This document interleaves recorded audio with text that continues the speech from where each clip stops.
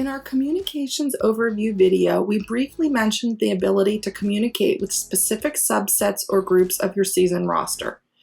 In this quick feature demo, we will take a closer look at the different options for reaching specific groups of people. You can email all members of the team in the current season by entering members.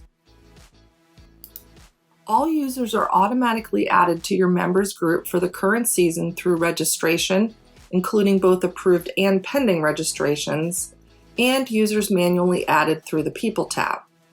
The members group is intended for team-wide general information communications. Parents who have requested not to receive email communications are not included in members. These parents will show unsubscribed when they're viewing their profile in People. You can email all members of the previous season by entering members previous season. All of last season's imported users and registrations are included in this group unless they have already opted out. This is an excellent way to invite members to register from your previous season for a new season, or let them know that new season dates, schedule, or other information has been posted. You can email parents only by typing in parents. Anybody marked on your roster as a parent will receive this email. Keep in mind that parents can unsubscribe from the members group, but they cannot unsubscribe from this parent group. In other words, using this parent email group will send a message to every parent with an email address in your system, even if they have used the unsubscribe feature. So be judicious when using this group and don't use it for general announcements. Make sure it's something that all team members would absolutely need to know. To email only your athlete group, enter athletes.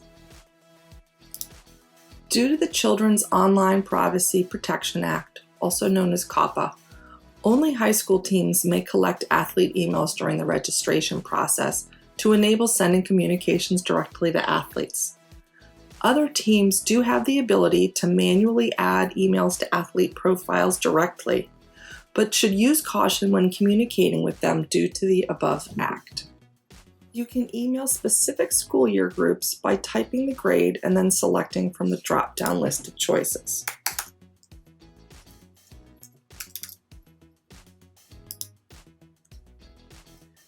You can email athlete roster groups by entering the name of the group.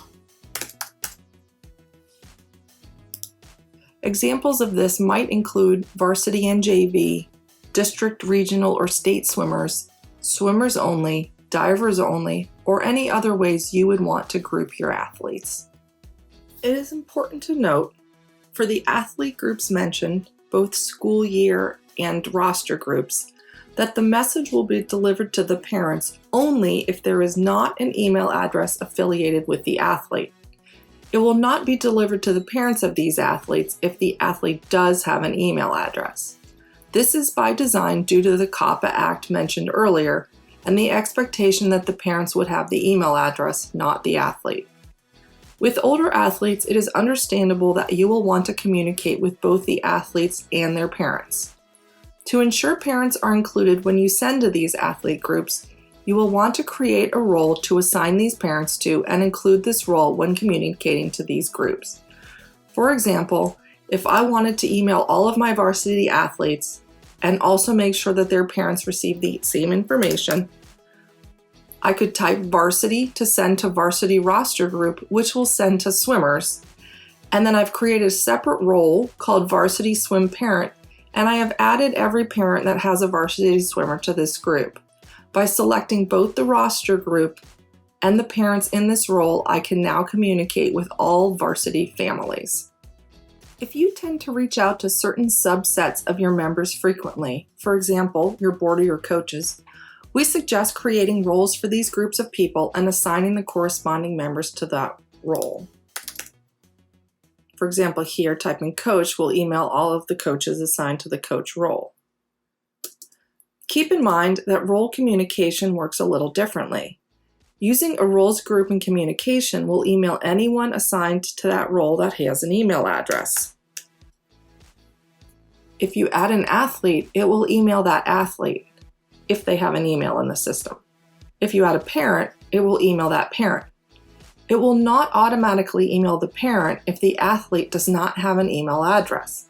Be sure to add everyone you want to receive the communication to this role. For example, if you wanted to communicate with all of your state swimmers, you would want to add both the swimmers and their parents into the state swimmer role.